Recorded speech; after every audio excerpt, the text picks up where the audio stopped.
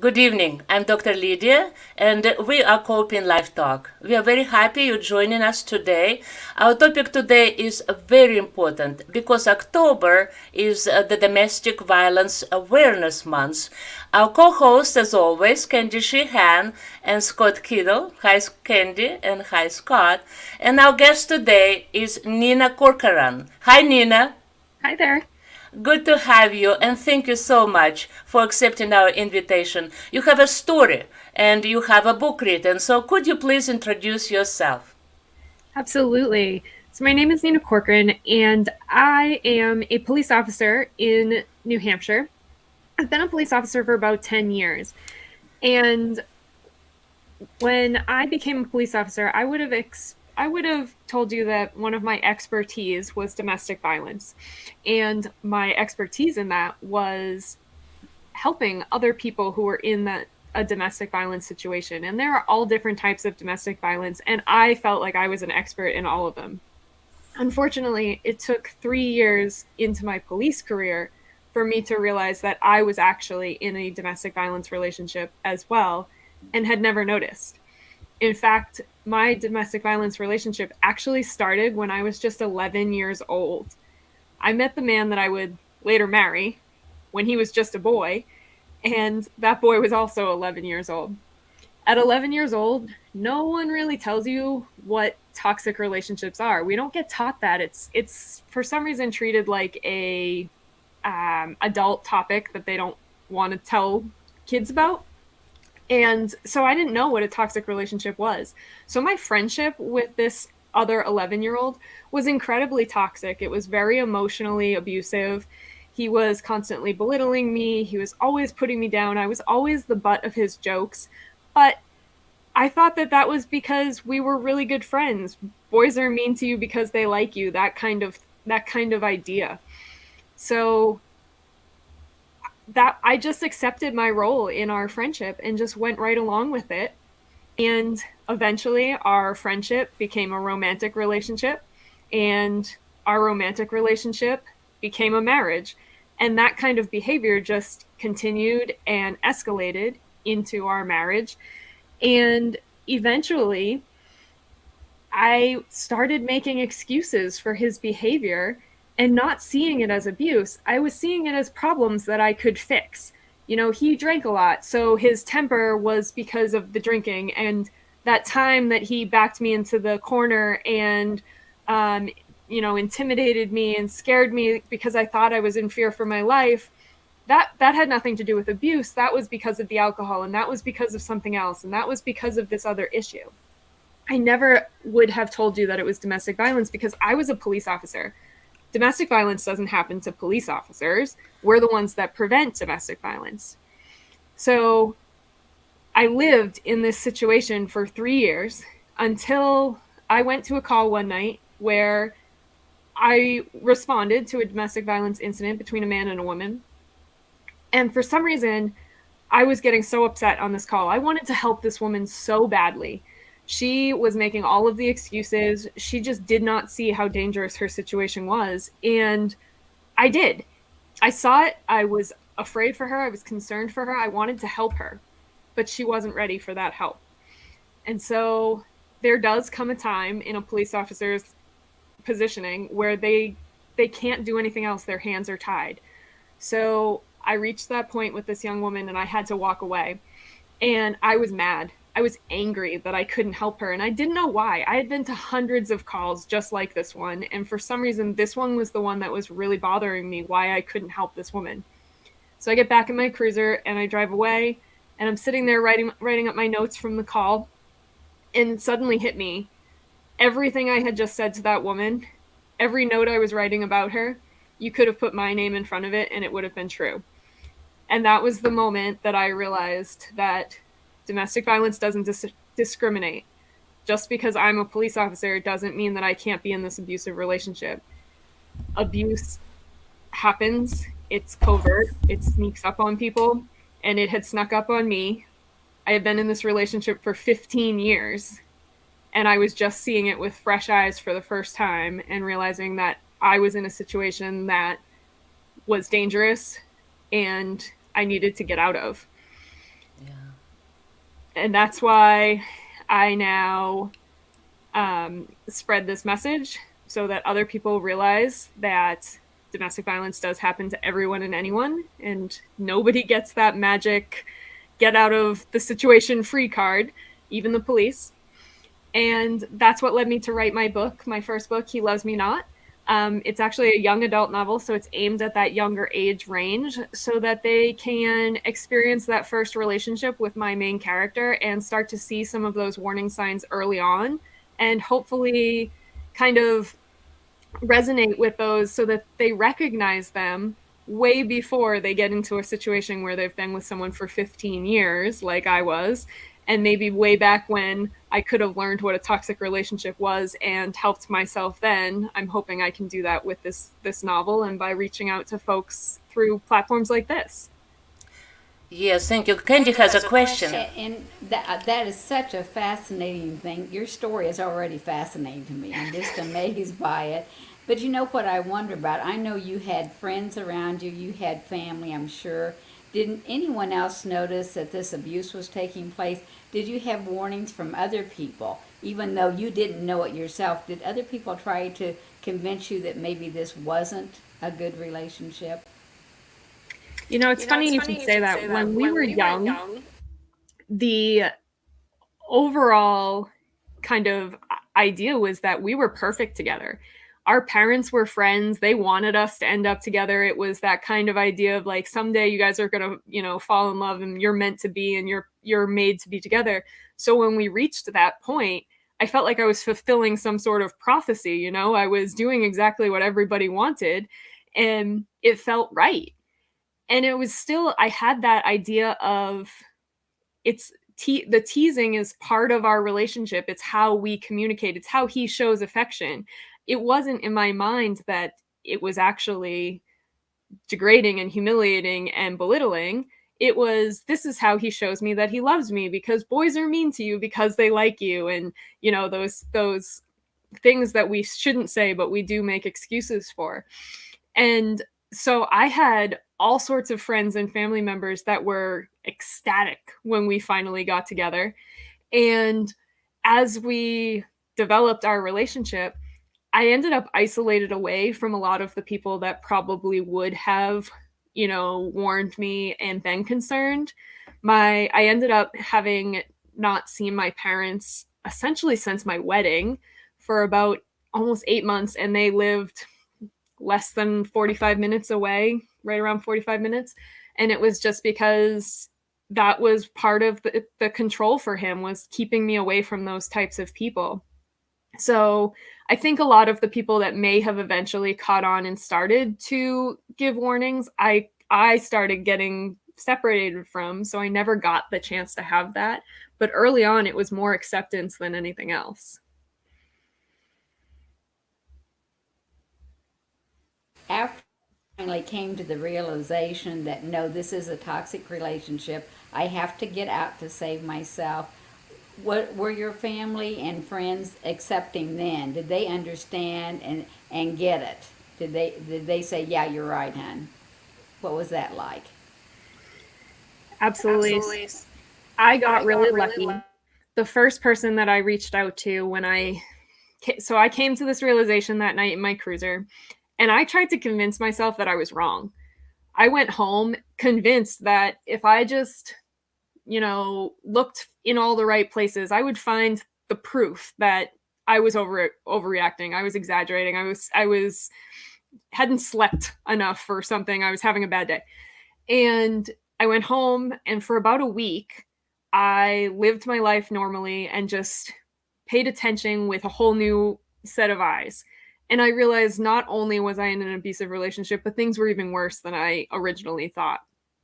And so about a week after my initial kind of crashing realization, I locked myself in my bathroom and I was sitting on the floor bawling trying to figure out what I was going to do because I not only was struggling with this abusive relationship, but I was a police officer. I felt like I couldn't tell anyone because if people found out that I was a victim, how could they trust me to take care of them? And how could my coworkers, who were all male, I was the only female, how could they trust me to have their back on the street? I was already working twice as hard for the same level of respect that, they were. So if I went in and said to any of them, oh, by the way, my husband is abusing me at home, I felt like that would ruin everything. That was going to ruin my reputation. That was going to ruin my career. So, in addition to dealing with the realization that I was in this relationship, I felt like I couldn't tell anyone. I had to deal with it on my own. So, that week really took a toll on me because I didn't know how to deal with it on my own. It's not something that you can really deal with on your own. And so, there I found myself in my bathroom, and I reached out to my best friend who was also a police officer and also male. And I sent him this text message that if you had printed it out, it probably could have been a novel in of itself. It was probably about 20 pages long. And I just confessed everything and told him, I don't know what to do. And I was really ready for his response to be, I can't believe you got yourself in this situation. I expected him to disown me and to be really disappointed in me. And thankfully, his response was textbook perfect. It was, you know, what can we do to get you into a safe place? What can I do to help you? How can we make this better for you right this minute? And then how can we make this better going forward? And that is exactly what I needed to hear in that moment to realize that those people were still going to be there. And so that gave me the courage to reach out to my family, who I felt like I had pushed away. And I felt like I had, I was the one that made them go away. It wasn't the other way around. So I was really afraid that they weren't going to understand. But no, when I reached out to them, they were still there. They were ready to come back and help me. And I think at that point, they did have a feeling that there was something wrong. And so I don't think it was entirely shocking to them. But I think that it was a struggle for them because they had been so invested in our relationship prior to, and they had known him for so long, and we had all kind of grown up into this position together. So I think that there was some guilt on their part that played into the struggle of them being able to come to the rescue, quote unquote. But the important thing was when I needed them, even though I thought I was alone, those people were there. And I think that's something that a lot of survivors don't realize, because they do blame themselves for pushing those people away, is that when you are ready and you do reach out to them, they are still going to be there because they're just waiting for you. I'm so thankful you.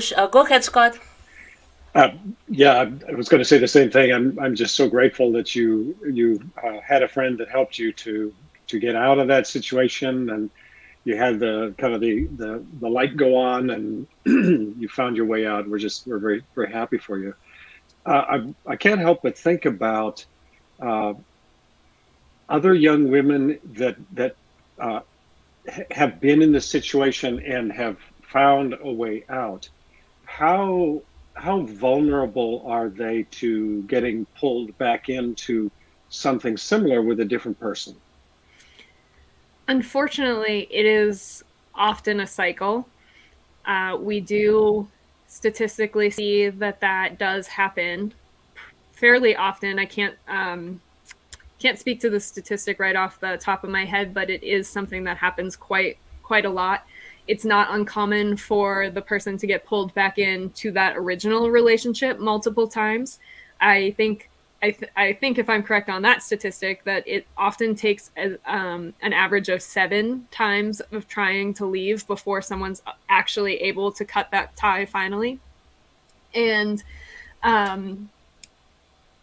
the damage from that original relationship, whether sometimes that original relationship might not even be a romantic relationship. It could be a relationship with a parent, a relationship with a friend, something that happened a long time ago in their past. Whatever it is, the damage that does to your self-confidence, to your self-worth, to just who you are mentally is already done. And that kind of sets you up to be pulled into that situation by a similar individual looking for that same type of relationship. It's very common, unfortunately, to have more than one relationship once you've had one. That's a very good question. And I wanted to ask you, Nina, since you mentioned that cycle and also mentioned a very important factor that it is not necessarily your lover, your husband, your maybe romantic friend, but it could be a parent. I'm sure it could be a colleague because people are aware about bullying. And so, since we are coping life talk, we want to help people to cope with different life challenges and something that ruins them, their authentic selves. And this is a huge topic. So, could you share, since you mentioned parents, do you have any connection in your childhood, since you experienced violence in your marriage, that maybe something in parenting predisposed you to be a victim and not notice it?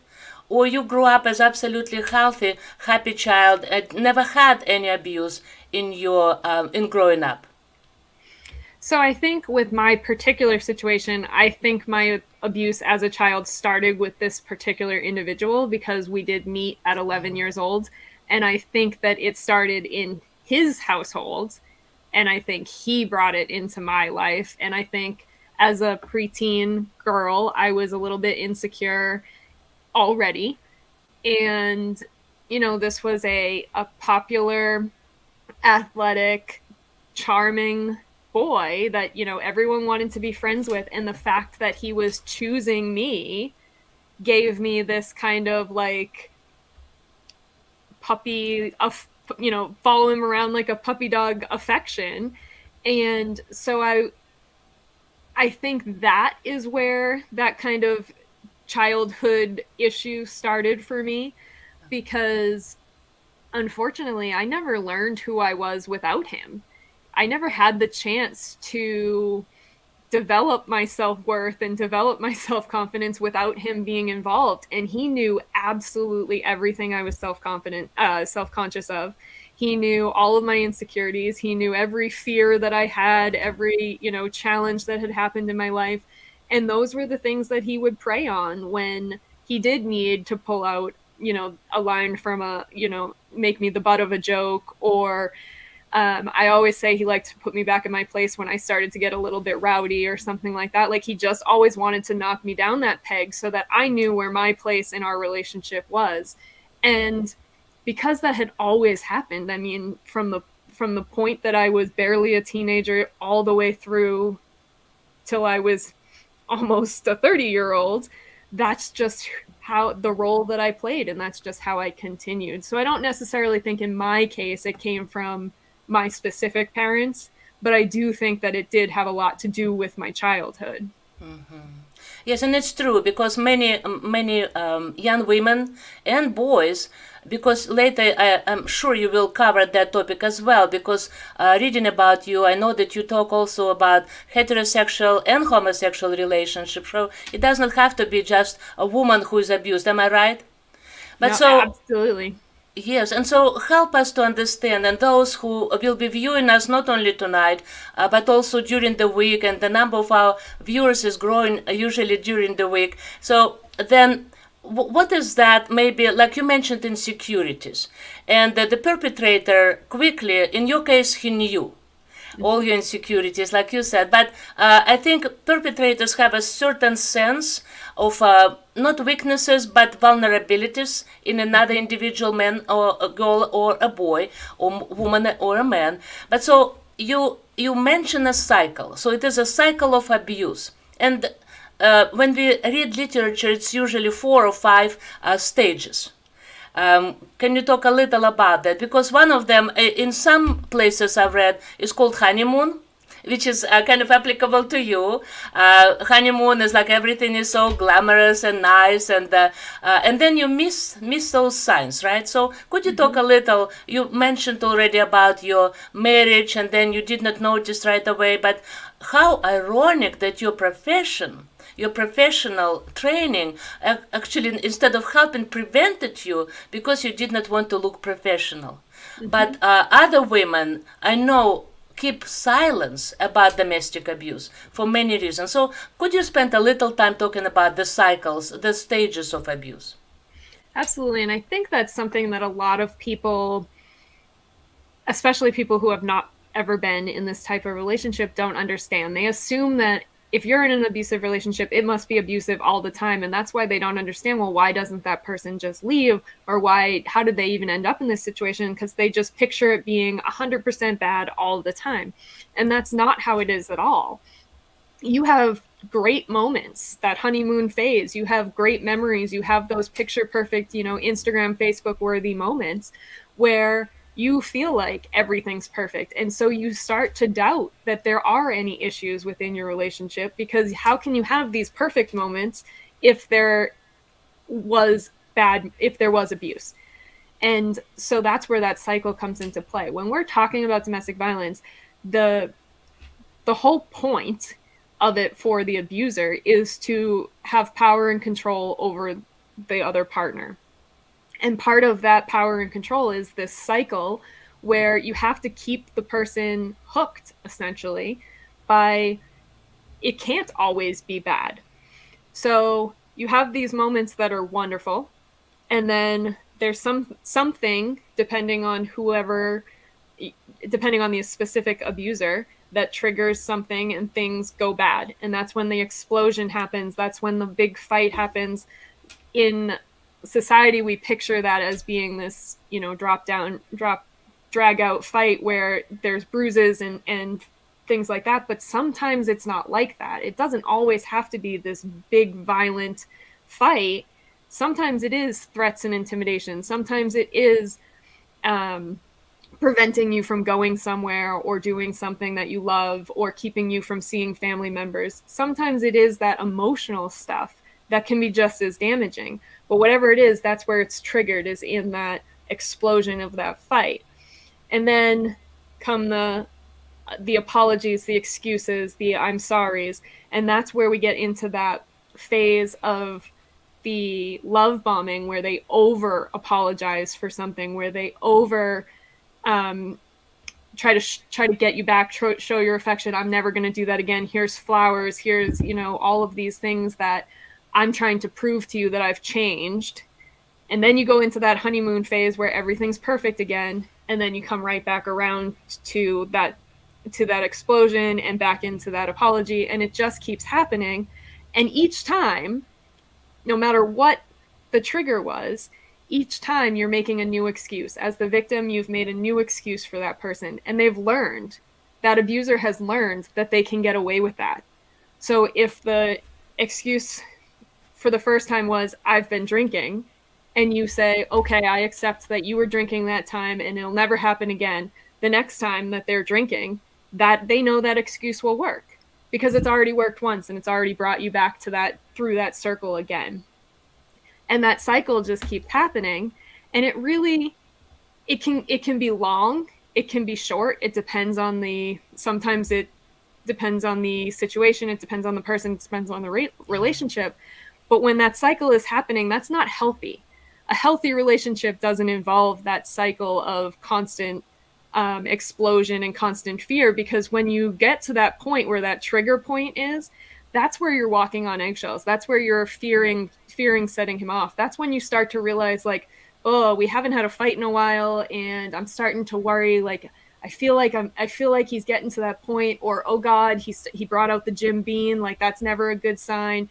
Those types of feelings are not healthy in a normal relationship. Yeah. But you get into that pattern where they just become part of your relationship, and so that's why you start to just think this is normal. I was wondering, I would think that your husband would not have been very willing to let you go, and I thought he would have fought to bring you back and keep you. Do you just have to make a clear cut and say, this is it, no more? How do you do that? It's just, maybe it would take a tremendous amount of strength, but I can see how women could fall back in it, because many women like myself would be a fixer, and I just think, okay, it's not going to happen again, and we're going to fix it this time. But then I can see how that cycle could continue over and over. How did you have the stamina or wherewithal to say, no, this is over? I'm very curious how you do that. I can't tell you how many times I said, I can fix this. I can fix his drinking. He he was going through a very depressive point after he left the military, when he didn't have that camaraderie, he didn't have that sense of family anymore. I can fix that. As long as I love him and as long as we get through this together, like, I can fix however he's feeling, and once I fix that, he'll start behaving differently towards me and everything will be okay again. I said it so many times, but I never thought, as I was saying it, that I was making excuses for abuse. I thought I was just making excuses for his behavior in general. But I could fix it and it was going to be okay. And so we as women do have a tendency to be fixers and to want to be fixers and to want to fix the relationship rather than recognize that it's something so far gone that we never should have been in it in the first place. And that goes for anyone that just wants it to work. They want to fix it.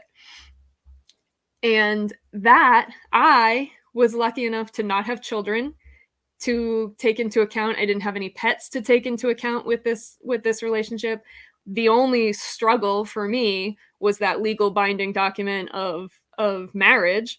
And so I had to go through the court process. I would have loved to have come to this realization before that happened and just been able to pack my things in the middle of the night and disappear and have that be the end of it. But when you factor in all of the reasons that somebody stays in any relationship, security, housing, children, pets, silly things like convenience, that's just normal people staying in relationships. And then you factor in concerns like threats to your children, sometimes abusers threaten to harm themselves to continue to control somebody else. They threaten to harm you. They threaten all sorts of damage like that. There could be financial control. You might not have access to your own money. You might not have access to anywhere to go. You might not have family in the area, so you would literally be walking out the door to nothing. So when you take all of those things and pile those on top of the normal reasons why you wouldn't want to leave a relationship, it becomes incredibly difficult to even face the idea of walking away. And then there's the fear of the unknown. For me, I faced this issue where once I had confessed to my best friend, who was a police officer, and knew that a couple other police officers were aware of the situation because of how I had to get out of my house, I knew that my reputation kind of depended on going through with this on the first try. And that was the motivator for me. There are other women that's not an option, that they don't get that chance. They don't have those friends to rely on. They don't have that place to go. I lived in a friend's basement for 3 weeks trying to figure things out and get court paperwork done and things like that. I was lucky enough to have that option. I was lucky enough that I owned my own car so that I had transportation, and even that was complicated because a friend would drive my car to my workplace. I would drive my car to my workplace. I would leave my car there. That friend would pick me up and bring me to his house so that nobody knew where I was, and my car was at work where it was safe. And it was a whole thing that took orchestration that not everyone has access to. I know that I was incredibly lucky for the resources and the friends and the assistance that I had in my situation. And I made some mistakes because of the fact that I was a police officer. There were some dumb things that I did because I was trying to be the tough guy. I was afraid of what other people would think. I didn't take out a protection order because I didn't want to say that I needed that. I didn't want a sheriff to have to serve that to him, and for that sheriff to know that, this police officer couldn't take care of herself and things like that. Do I think I needed a protection order? Absolutely. Was my pride in the way on that one? Yup. But I was lucky in that situation that I was able to kind of go through this whole process without having that come back to bite me, and just different things like that. But really what helped me make that decision and then stick to it was just the support system that I was lucky enough to have. And I do know that it was incredibly lucky, because I unfortunately know of so many situations where that's just not the case. Nina, what would you say to another young woman in your similar situation? What would be the first three things you would say that she ought to do to protect herself? The first thing that I would say is 100% you have to do whatever you need to do for your safety. You know your relationship best. Nothing that I say, nothing that any other expert says is going to be 100% foolproof. What worked for me, I'll admit, some of the stuff that worked for me was completely lucky. And what worked for someone else may not work in your situation. You know your partner best. You know what's going on in your life best. So if someone else says, yeah, this is how I did it, that may not be the best route for you. You're the one that knows what's going to keep you safest. So that would be my number one thing, is listen to yourself when it comes to this, because no one else can tell you what that right or wrong answer is, because there is no right or wrong answer. Every single situation is different, and every single situation requires a little bit of different kind of angling or figuring out, and that can be difficult and it can take a long time. My next piece of advice would be find those resources where you have them. For me, it was my friends that were here in the immediate area. I'm a trained police officer, and my friends are trained police officers. So again, I was a little bit lucky in a lot of those situations that those friends had had the same training in domestic violence that I had, and knew that the answers to those questions were, what can I do for you? How can I help? And not, being judgmental and not telling me what to do and not doing all of these other kind of harmful things that sometimes well-meaning helpers can do. I was lucky in that situation. Reach out to those people, even if you think you've pushed them away, even if you think that they are no longer there for you. If you need help, reach out. Know that there are resources in your neighborhood. A lot of times there are national, there are regional, there are local resources to you, and utilize them. Don't be prideful like I was. Don't be embarrassed to ask for that help. Those things are there for a reason, and that reason is to keep you safe and to help you. So utilize the things that are there if you can. And that third thing would be, again, on that line of keeping yourself safe, know where those kind of dicey places are. If your relationship is one where somebody goes through your phone, somebody goes through your browsing history, you may need to come up with a different plan to be able to find those resources. You might need to, be stopping off at the library on your way to go get groceries or something like that, because you don't have the ability to look up the hotline.org, the National Domestic Violence website, on your phone or online. So you might have to think a little bit creatively to be able to find those chances of getting to those resources, but how much risk you can take. Don't risk things for no reason just because, I've made this decision and I need to do this now. Be strategic about kind of how many risks you're going to take, because there's nothing helps if you end up hurt. And that's true, then it is too late.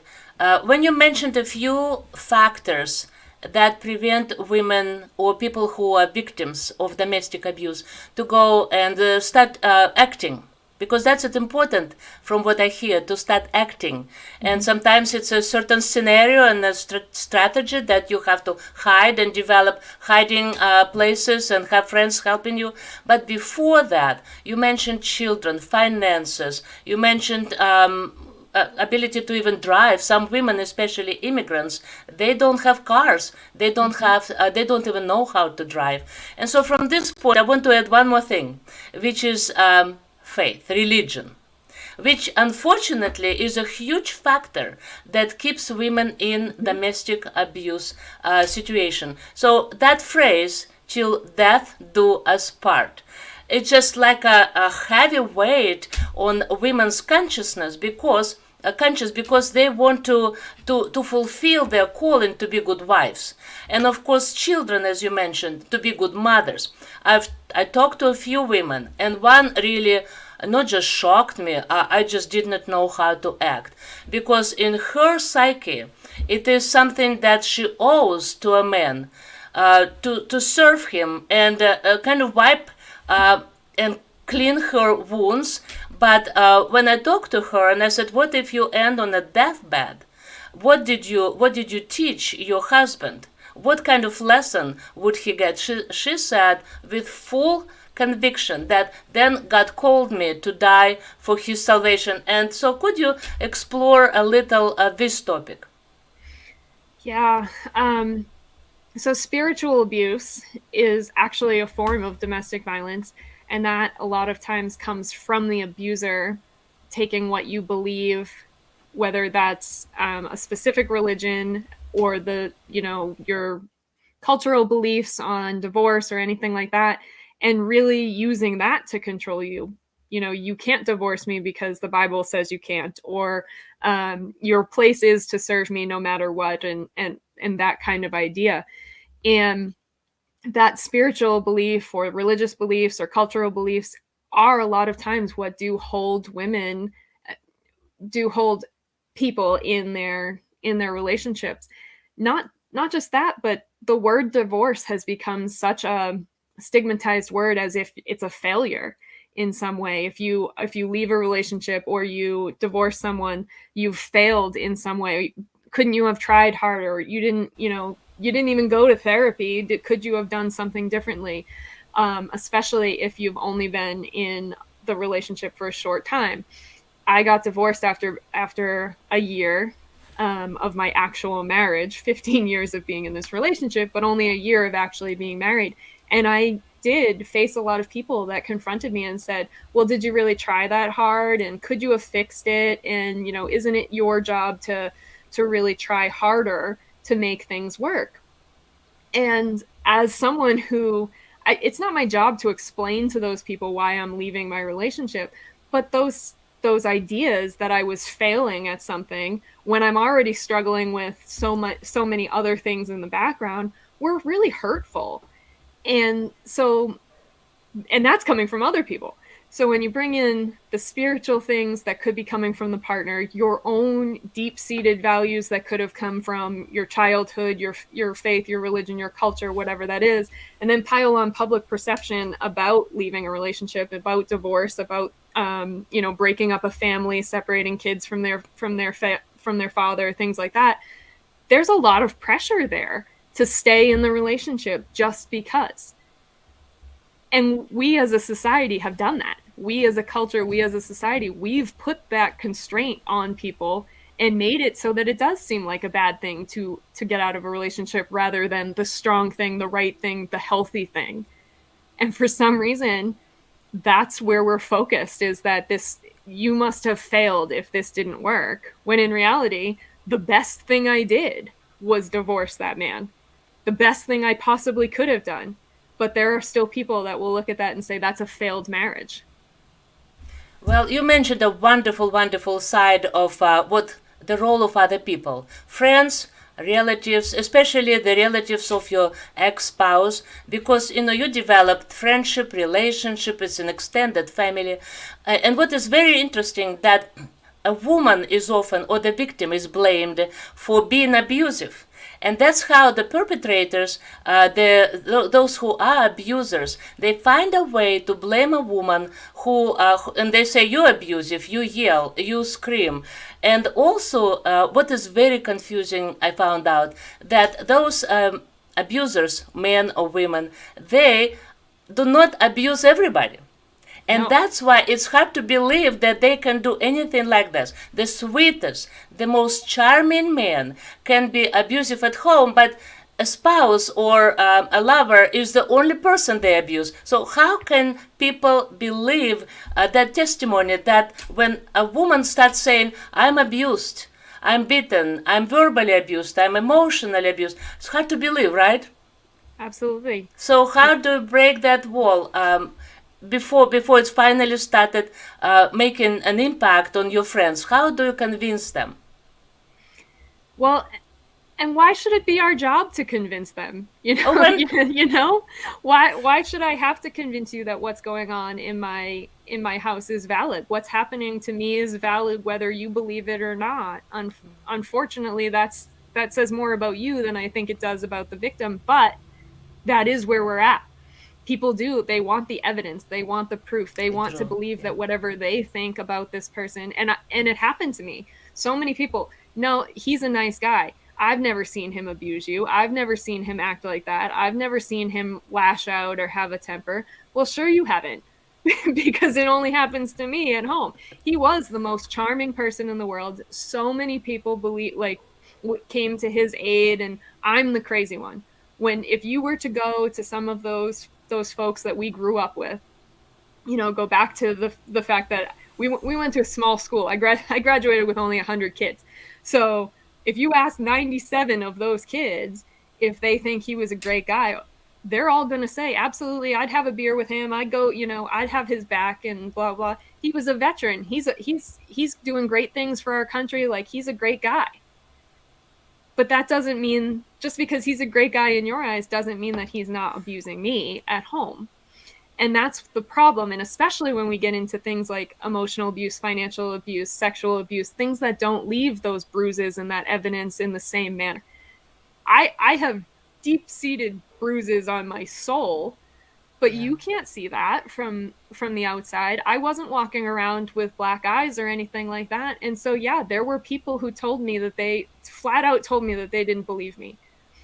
And at first, that was really a hard thing for me to get over, because I felt like I did owe those people an explanation. I felt like I had to prove that I wasn't the crazy one. Like, no, I this was really happening. I know you think it wasn't, but, like, look at the holes in my wall that he punched, and look at the countertop that he pulled off because he, just got so angry. He literally ripped my countertop off one day.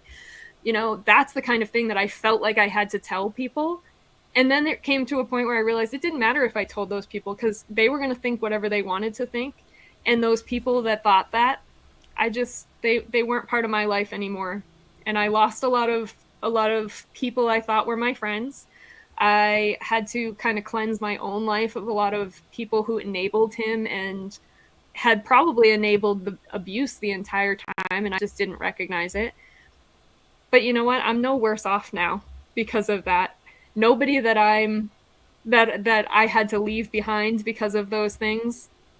I don't miss any of those people.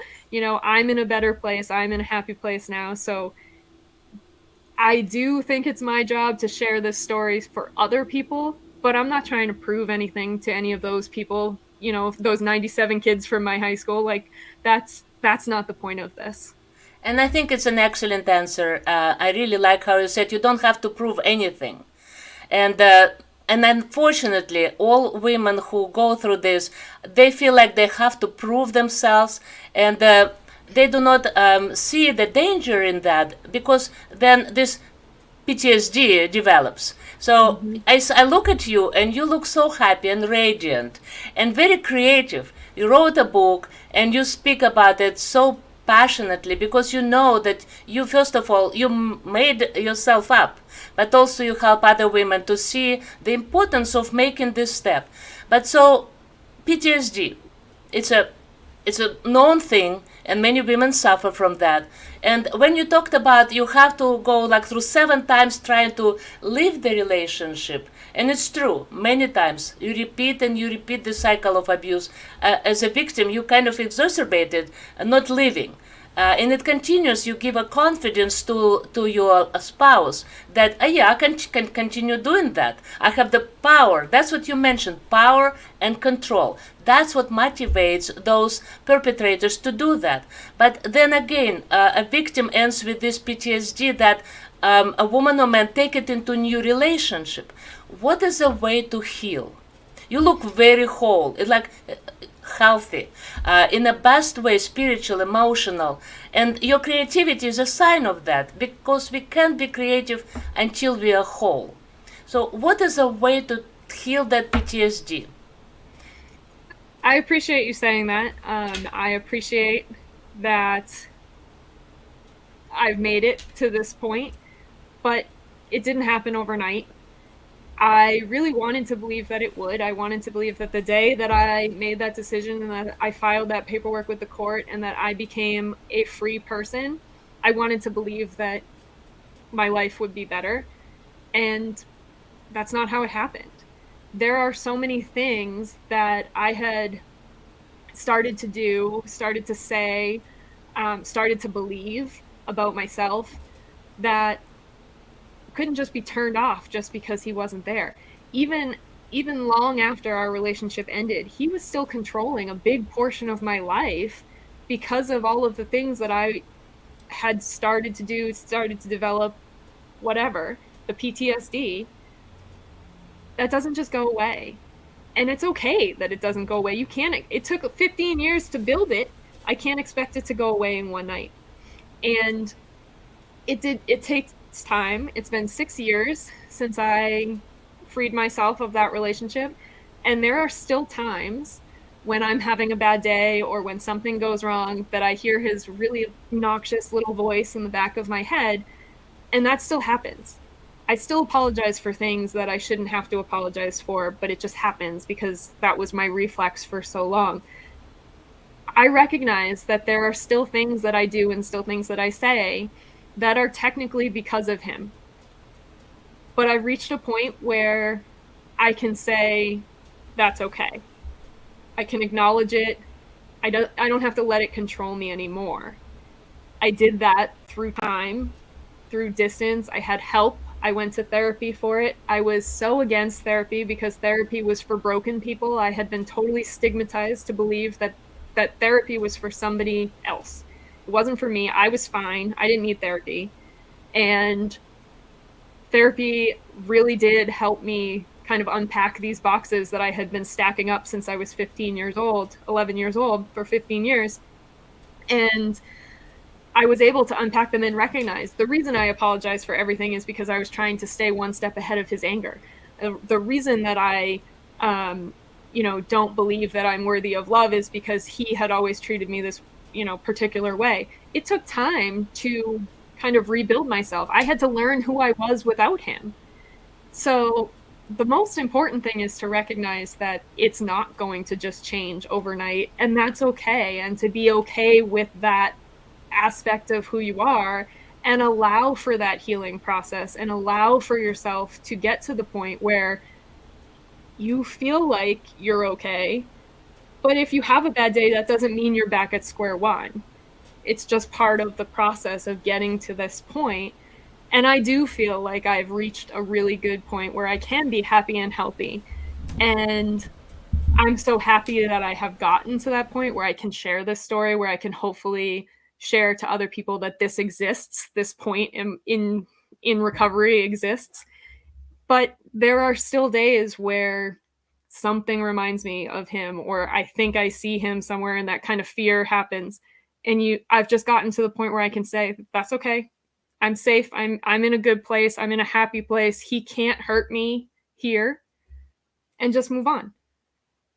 And that's all you can really ask for. And who knows, maybe it takes 10 years and then you get to a point where that doesn't happen anymore. I don't know. I'm not there yet. I'm only at 6. So let's check in a couple more years and see how that is. But you do get to a point where, as long as you're forgiving yourself and being easy on yourself, gentle, then you can just go back to living. And that's where I feel like I am. I'm not, I wouldn't say I'm completely healed, but I would say that I am very happy living my life.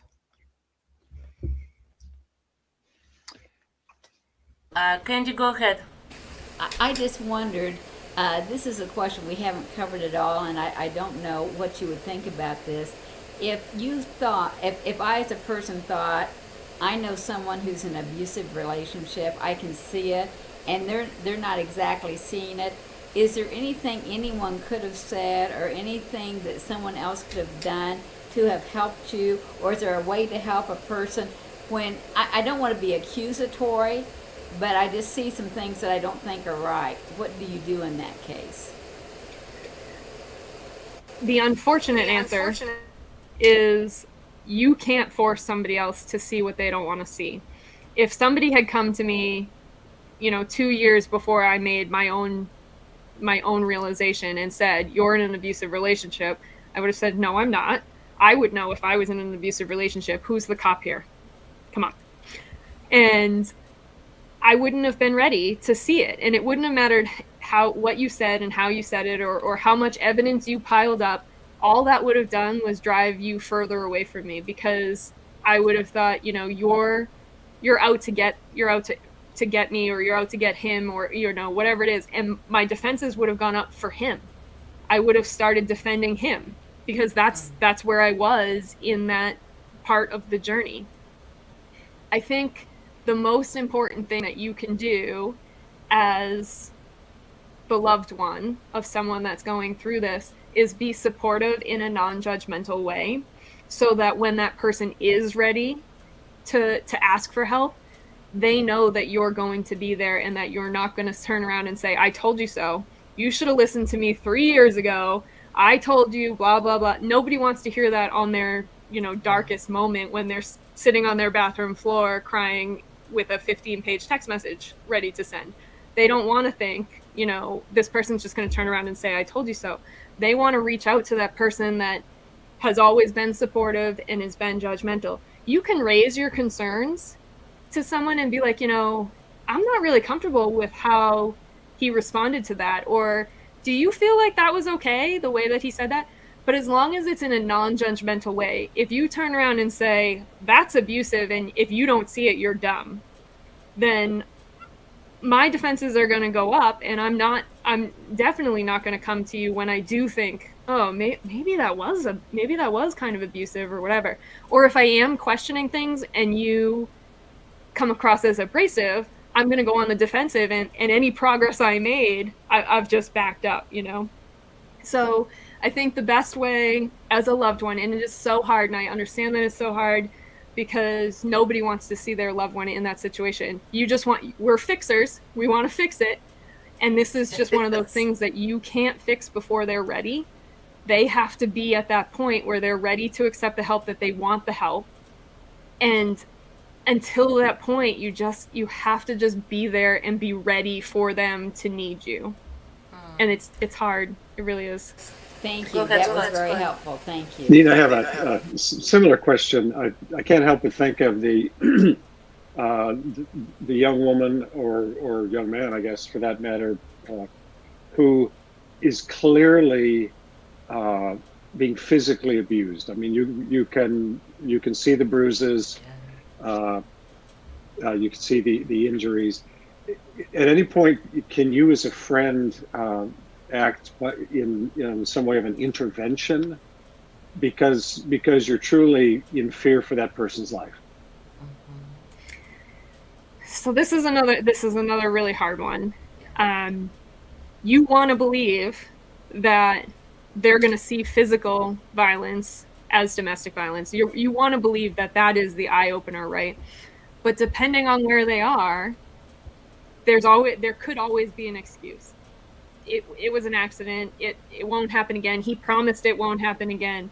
It was because of this. It was my fault. I'm the one that said whatever. There's plenty of things that I can make excuses for, so that I'm still not ready to accept that help. I think there's definitely more urgency in wanting to help that person and wanting to get them that help. I think that's the point where you can start, again, non-judgmentally. Do you have access to these resources? Would you like me to try to figure out a way to get you access? Have you heard, did you know that we have this shelter, this, resource in the area? Yeah. And again, it just can't come across as you wanting them to do this, whatever X is. It has to be offering it to them, showing them that you're going to help them do it, because maybe it is just that they're afraid to do it alone. Maybe it is that they're afraid of, okay, I recognize that this is abuse, but I have nowhere else to go. I have nothing else, I have nothing else left. So this is still my best option, even if I do know that it's dangerous and it's abuse. So knowing that you are there to offer that non-judgmental help might be all it takes. And so again, you can't just put them in the car and take them there and dump them out at the shelter and be like, all right, this is a good place for you, I feel better now. So it's hard. It's truly so hard because you can't force it on them, no matter how much you want to, no matter how much it's the best thing for them. All forcing it might just push them back in the other direction. Yeah. And I think this is a very good question that Scott had, because we have a comment that I will read in a second. I stayed too long in an abusive relationship and became depressed and anxious. I began to doubt my ability to take care of myself. I feel helpless. So, and that is a very good illustration of how women feel, and then when it is too late, any action, I think, becomes kind of not needed and too late. So how would you answer to this? I guess it is a woman. She did not name herself. She feels helpless. She already has depression and anxiety. So let's try to answer and help her. What should she do? So first of all, it's never too late. It's never been too long. It's your pace. So if this is the point where you're recognizing and this is the point where you're ready to make changes and ready to make moves, there's no wrong way to go about doing that. And feeling helpless, unfortunately, is exactly what your partner wants. That's part of the power and control. I completely doubted myself. When I was at home, I had no idea who I was anymore because I was experiencing such gaslighting that like I didn't trust myself. I was like constantly walking around like, did I have that conversation with him? Did he say that? I can't even trust my own brain. I had no self-confidence in myself. I had no self-worth. I felt completely helpless. That's exactly what he wanted, because the more helpless I felt, the more stuck I was in that situation. And even after that point of recognition where I knew I was in an abusive relationship and I knew I needed help, I still felt completely helpless. I didn't know what to do. And it's only probably luck or divine intervention or something that I sent that text message and ended up in the situation that everything started to work for me. It's never too late to take an action to save yourself and to get into a better situation. All you have is that ability to move forward.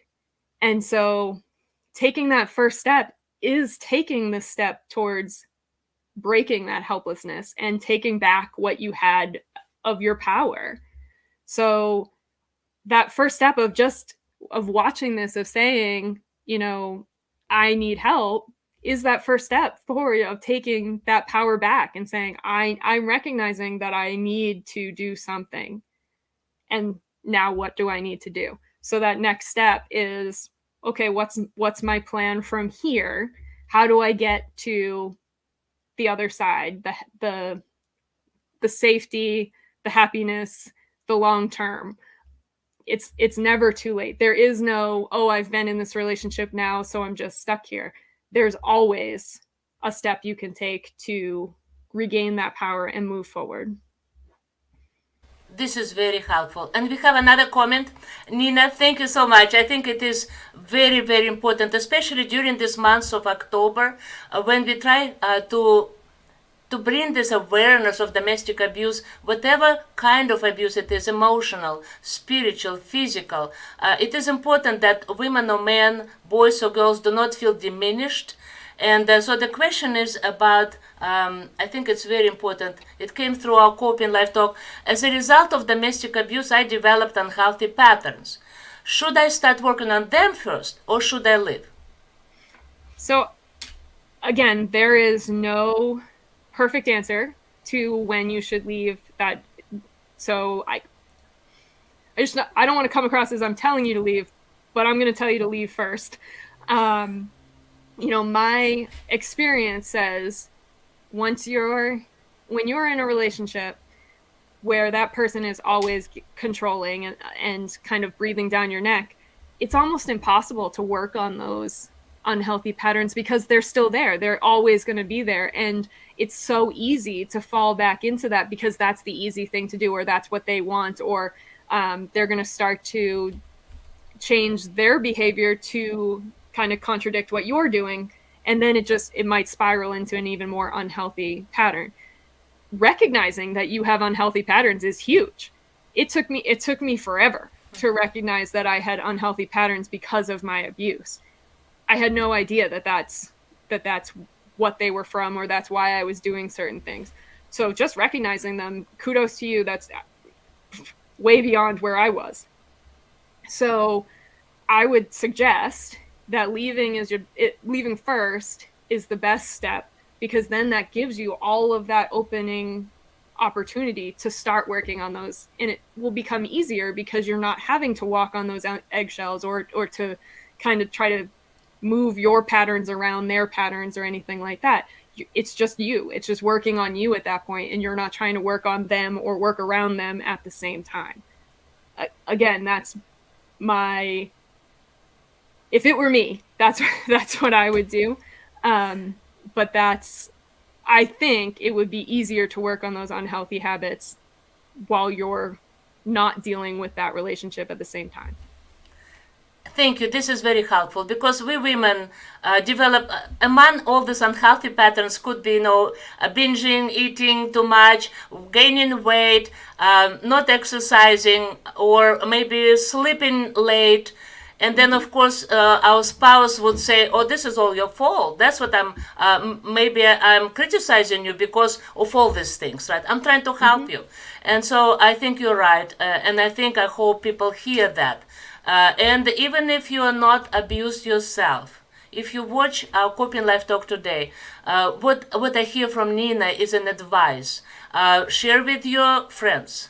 If you have those signs that Nina shared today about, please be watchful, be aware. This month is dedicated to grow our awareness, to become really attentive and insightful about what our friends go through, and maybe our family members, our classmates, and our colleagues. And those signs, maybe, Nina, can you repeat them in a short way in the end, that our viewers will hear and remember them? And also, I think maybe you can give your contact information that people can contact you. Also, tell us about how to order your book, because if it is like for teens, parents, be aware. Your teens might not tell you what's going on at school or when they go having a sleepover. Luckily, not this time during COVID, but it was a big thing before that. So, signs of abuse and how to pay attention.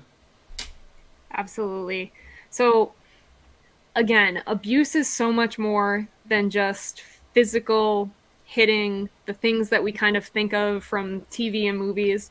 There is emotional abuse, there's sexual abuse, there's financial abuse, there's spiritual abuse, and even physical abuse is more than just what we think of. Physical abuse can involve driving recklessly while you're in the car. It can involve either preventing you from eating or sleeping in a healthy way.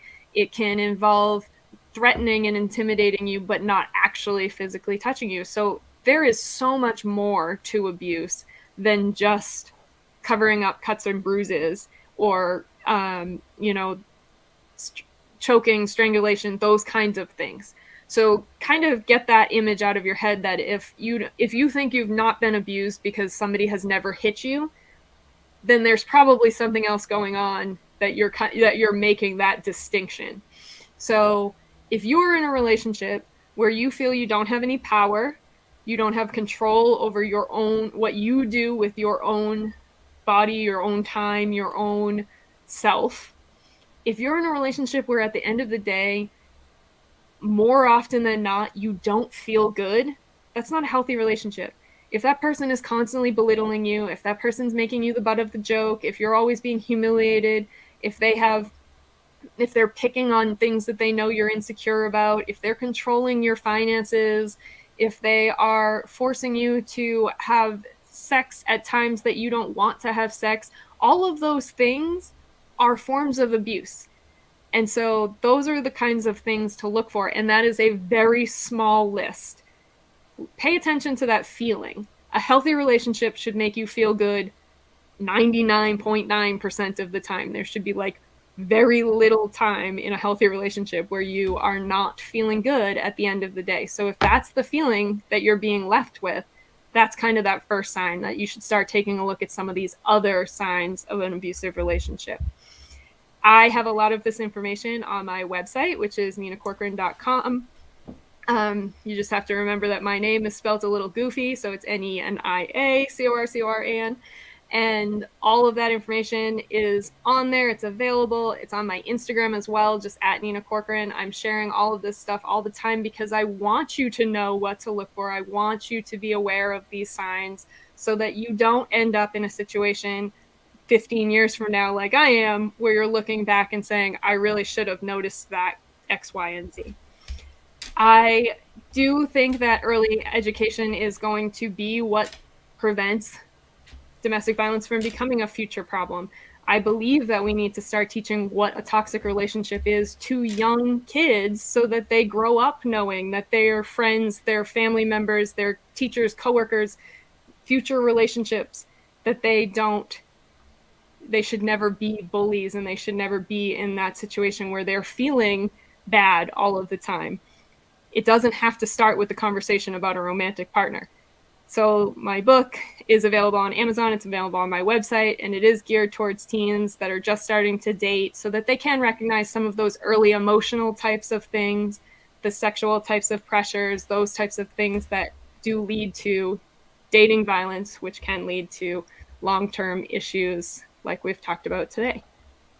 Yes, and this is awesome. So we have a Nenia Corcoran, and it's very easy to find you, Nina. And so I advise our viewers today to just simply put your name on the browser into a browser, and it will. Yes, and it's lots about you, and I congratulate you on that. What a success! But it's probably sometimes you feel a sour taste with that because we all wish to be successful without going through trauma and pain, but growth does not happen without this pain. It's not that I'm advertising. Everybody gets abused and then you will write books and be successful. No, you can do it without. But somehow you were able to go through, to persevere, to even losing friends, like you said, did not make you, this is actually the website that we have, so I will put it below. Scott, thank you for sending this. And so that is very important. And thank you. Your story is an inspiration. And maybe that's a cliche to say, but I don't like cliches, so this is your website. Here it is. And thank you, Scott. So it is not a cliche because I have an experience with an abuse myself, and listening to you, I really feel that you are the strong woman who made up herself. And I wish everybody who will read your book, who will visit your website, come and ask questions. And I'm sure, Nina, you will be able to answer those questions and help many women. God bless you. I know that in your work, in your work field, you meet lots of women who are abused. And it's tough. It's tough because, like any doctor, you probably do not just go home and close the door and know that you probably have sleepless nights when you think about each particular case. But we wish you to have strength and stamina and be resilient. I think that's resilience is what maybe next time I wish we can invite you again, because resilience is what I think each of us needs to develop when we cope with life challenges. Thank you so much. And have a wonderful week. I hope we can see you again as our guest. Thank you so much for having me. Thank you. Have a good day. Bye now.